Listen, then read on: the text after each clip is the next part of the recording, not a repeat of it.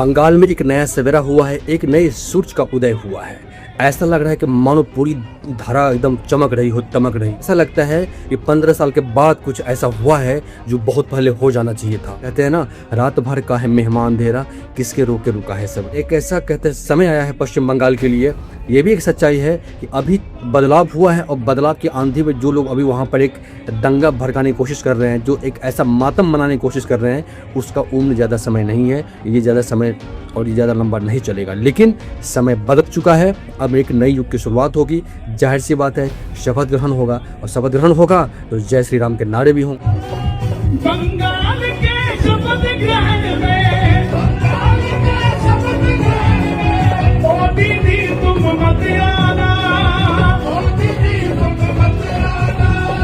जय श्री राम के नारे होगे, जय श्री राम के नारे होगे, तुम बाबर के घर जाना, जय श्री राम के नारे होगे, तुम बाबर के घर जाना, जय श्री राम के नारे होगे, तुम बाबर के घर जाना, जय राधे राधे राधे राधे राधे राधे राधे राधे राधे राधे राधे। सनातन की इस धरती पे श्री राम जी के नारे न लगे तो क्या मजा आएगा। प्रभु श्री राम के नारे तो जरूर लगेंगे, क्योंकि वहाँ पे इस शब्द को बोलना एक ऐसा अभिप्राय, एक ऐसा पाप हो गया था कि किसी ने गलती से भी जय श्री राम बोल दिया तो उसके साथ क्या हासिल होता था। ये आपने भी देखा है, ये हमने भी देखा है, पूरा भारत देश देखा। SIR में ममता बनर्जी ने एक अद्भुत काम किया। ममता बनर्जी ने SIR को अपने पक्ष में कर लिया। चुनाव आयोग वोट काट रहा था, लेकिन ममता बनर्जी ने सिर्फ और सिर्फ वोट काटने को चुनाव का मुद्दा बना दिया। अब उनके राज के बारे में, एंटी इनकम्बेंसी की जो 50 शिकायतें हो सकती थी, वो मुद्दा नहीं है। केवल वोट काटना एकमात्र मुद्दा है चुनाव का। तो मैं समझता हूं 1.5 हारेंगे तो 1.5 उधर से जीत भी जाएंगे, बराबर कर दिया है। लेकिन इस सब के बावजूद मैं कहूंगा, मेरी समझ से अभी भी इसका उतना बड़ा असर नहीं पड़ेगा कि पूरे बंगाल का रिजल्ट ही पलट। सबसे महत्वपूर्ण पक्ष था SIR। 27 लाख वोट कटे हैं, वैसा किसी और राज्य में नहीं हुआ। वो वोट अब बिल्कुल स्पष्ट है कि टारगेटेड तरीके से काटे गए, और अपीलेट ट्राइब्यूनल के जितने भी थोड़े बहुत फैसले आ रहे हैं उससे स्पष्ट है कि वो सब गलत कटे थे। तो आपने चुनाव से जस्ट पहले 27 लाख लोगों के नाम काट दिए, 4.3%। और जब हमारा इंटरव्यू हो रहा है उस वक्त जो आंकड़े आ रहे हैं कि बीजेपी की सीटें बहुत ज्यादा भले ही दिख रही हैं, लेकिन वोटों में सिर्फ 3% आगे है। अब मैं आपसे पूछता हूं और सब लोगों से पूछता हूं कि आप बताइए, अगर वो 4.3% लोगों को वोट डालने दिया जाता, जिसमें हम जानते हैं कि ज्यादातर मुसलमान थे और जो मुसलमान नहीं थे वो भी TMC के वोटर का बहुत ज्यादा प्रोपोर्शन था, तो क्या यही परिणाम होता? वो नहीं होता, और वो एक बहुत बड़ा चिंता का विषय है। बंगाल इलेक्शन में मैंने बड़े बड़े दोगले देखे, ऐसे दोगले देखे हमारे देश के अंदर, ऐसे से मैं तो जयचंद बोलूंगा, ऐसे से लोगों को देखे कि जिन लोगों का एनालिसिस कैसा था और कैसा हुआ और कैसे कैसे समय समय अपना रंग बदलते रहे गिरगिट की तरह। इस बंगाल इलेक्शन ने तो दोस्तों उन लोगों की भी आंखें खोल दी है जो लोग अब तक भ्रम में थे, और उसका पोल भी खोल दिया है जो कहते हैं हम इस देश के। एक ऐसा सवेरा हुआ है वहाँ पे, लोग वहाँ मैं देख रहा हूँ वीडियो, वहाँ का जो क्लिप आता है तो लोग ऐसा लगता है इस मुगल काल में थे, जब हमारे हिंदू महिलाओं के साथ में क्या क्या होता था उस समय में, कैसे उनके साथ बर्बरता होती थी, कैसे उनके साथ में व्यवहार होता था, वो देख करके आपका हमारा रूह कांप जाता है। मानो वही दृश्य बंगाल में था। इस इलेक्शन में देख लीजिए, इलेक्शन में अगर गलती से बीजेपी अगर हार जाती तो वहां पर क्या हासिल होता कि आप और हम सोच भी नहीं सकते हैं। खुलेआम कहा जाता था कि अगर TMC चुनाव जीत गई तो खुलेआम कहा जाता था कि महिलाओं के साथ रेप होगा, हिंदू महिलाओं के साथ ऐसा होगा वैसा होगा, और ये कर भी सकते थे क्योंकि पास्ट में जब भी चुनाव हुए, जब भी इलेक्शन हुए तो कैसे कैसे वहाँ होते थे, वहाँ कैसे लोगों को मारा जाता था, मंदिरों में ताला लग जाता था, कई मंदिरें खुलती नहीं थी, जो मंदिर अब खुल रहे हैं जब वहाँ से वीडियोज आ रहे हैं। ये दर्द किसी को नहीं दिखता है, ये दर्द किसी पॉलिटिशियन को नहीं दिखता है, केवल अपने पॉलिटिक्स का रोटी सेकने में लगा हुआ है। कितनी बड़ी बड़ी बातें कर रहा है, ये कर रहा है, वो कर रहा है, सबको एक कम्युनिटी का वोट के लिए सब कुछ ताक पे रख दिया है। लेकिन जान लीजिए, हर युग में हुआ है, जब भी अत्याचार बढ़ता है, जब जब सनातन पे वार हुआ है, कोई ना कोई जरूर आया है। मैं ये नहीं कहता हूँ कि मोदी भगवान है कि क्या है, लेकिन हर युग में ऐसा हुआ है, जब जब धर्म की हानि हुई है तब तब कोई ना कोई आया है समय के साथ हो जाता है, ऊपर वाला बैठा हुआ है, जब अत्याचार एकदम परे हो जाता है ना, तब कोई न कोई आता है उसकी रक्षा के लिए।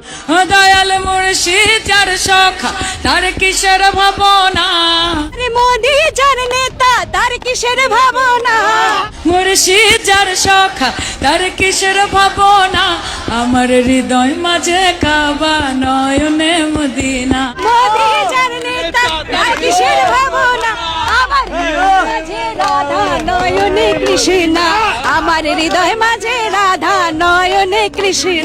পাল তুলে দে মাঝি হেলা করিস না, পাল তুলে দে মাঝি হেলা করিস না, আমার হৃদয় মাঝে কাবা নয়নে মদিনা, ছেড়ে দে নৌকা আমি যাব অযোধ্যা। हृदय में छे कावा नयन मदीना, ये गाना कितना फेमस हुआ बंगाल चुनाव के तो दरमियान, कितना फेमस हुआ कि हम धर्म के पॉलिटिक्स नहीं करते हैं, पर इनको ये बोल दो कि तुम एक बार हनुमान चालीसा पढ़ के दिखा दो, जय श्री राम बोल के दिखा दो, इनके मुंह पे ताले लग जाते हैं। लेकिन हृदय में छे कावा नयन मदीना, जवाब तो मिलेगा ही मिलेगा। सनातनी बहन ने कितना अच्छा जवाब दिया है, हमारे सनातन के हिसाब से गाना गाया और पूरा एक्यूरेट जवाब दिया। याद रखो, सनातन के संरक्षण में सब कुछ सुरक्षित रह सकता है, लेकिन अगर सनातन खत्म हो गया, अगर सनातन पे वार हो गया तो सब कुछ तहस नहस हो जाएगा, और ये सब जानता है। आप देख लो, जहाँ भी 50 घर, जहाँ पे 100 घर हमारे सनातनी भाई का है, और उस बीच में अगर किसी और कम्युनिटी का एक भी लोग है, वो हमेशा सेफ फील करता है। लेकिन एक कम्युनिटी ऐसा है हमारे देश के अंदर कि जिसके बीच में अगर एक हिंदू घर हो जाए तो उसके साथ क्या हश्र होता है, उसके साथ ये लोग कैसा व्यवहार करते हैं, ये किसी से छुपा हुआ नहीं। अगर मोदी बंगाल भी जीत गए फिर क्या है आगे? तो 2029 का चुनाव विपक्ष ने लड़ना ही नहीं चाहिए।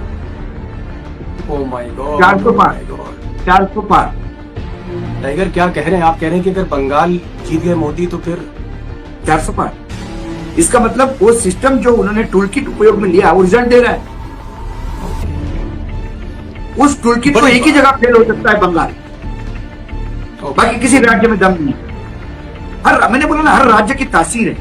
आप तमिलनाडु से लेके सब दूर देखो, हर राज्य की अपनी एक तासीर। बंगाल इलेक्शन के रिजल्ट आने से पहले ही चमचे इतने परेशान हो गए थे, ये झलक तो पहले ही दिख गई थी। उनके अंदर में डर था कि अगर गलती से बीजेपी अगर बंगाल में आ गई तो फिर अब की बार 400 पार। चमचों को पहले पता चल गया था, बांग्लादेश में पहले पता चल गया था, सबको पता हो चुका था, बंगाल की जनता भी सब कुछ अपना मैंडेट दे दिया था, सबको पता चल गया था, ये चीज एहसास हो गया था कि इस बार सत्ता बदलेगी। लेकिन जिसको पता चलना चाहिए था उसको पता नहीं था। ऐसे कहते जब बदलाव होता है ना तो ऐसा होता है कि बाकी में देखने लायक होता है। कुछ ऐसा ही हुआ है बंगाल के अंदर में। भाई ममता जी माने या ना माने, वो अब मुख्यमंत्री नहीं है। जनता ने लोकतंत्र में उनको पूरी तरह रिजेक्ट कर दिया है। इज्जत से घर लौट जाएं वही अच्छा है। जनता ने तो जनादेश दे दिया है, पूरा आक्रोश उनके खिलाफ था, लेकिन अब ड्रामे से बाज नहीं आ रही। इस तरह से कहने से कुछ होने वाला नहीं है। वो अब मुख्यमंत्री नहीं रहेंगी और भारतीय जनता पार्टी का ही मुख्यमंत्री बनेगा। अगर उनका दिल बड़ा नहीं है तो कम से कम मन बड़ा करके घर लौट जाना चाहिए। टीएमसी जीतती थी तब तो सब कुछ ठीक होता था। अब जब टीएमसी हार गई है और बुरी तरह हार गई है तो हार का जिम्मा खुद नहीं लेके ईवीएम और इलेक्शन कमीशन को वो जिम्मा दे रहे हैं। हम लोग पहले से ही कहते थे कि ये लोग जान चुके हैं कि जनता का मिजाज टीएमसी के खिलाफ है। इज्जत के साथ, सम्मान के साथ ममता दीदी को इस्तीफा दे देना चाहिए। सब कह रहे हैं, भारत के पॉलिटिशियन भी कह रहे हैं, सब लोग कह रहे हैं कि जो रूल है हमारे संविधान का उसको फॉलो करना चाहिए। जीत रहे थे तो बहुत बढ़िया था, जब हार गए तो उल्टा हो गया, चोरी कर लिया, वोट चोरी हो गया, ये हो गया, वो हो गया।